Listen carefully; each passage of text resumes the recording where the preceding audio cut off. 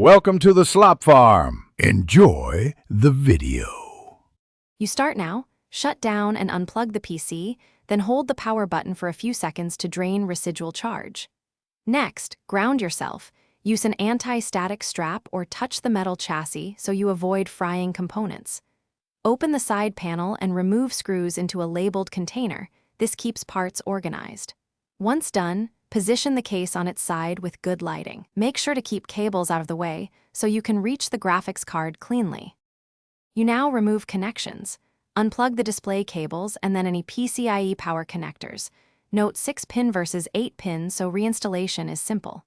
Next, remove the bracket screws securing the card to the case and locate the PCIe retention clip. Press or lift it while holding the card. Once the latch is released, rock the card gently and pull straight back, supporting the PCB near the bracket so the board does not flex. If it feels stuck, double-check for hidden screws or you finish by inspecting the card and the PCIe slot for dust or debris. Blow short bursts of compressed air and do not touch the gold contacts. If reinstalling a replacement, align the card with the slot, press evenly until the retention latch clicks, and refasten bracket screws. Reconnect power and display cables, then boot to confirm post and install or update drivers.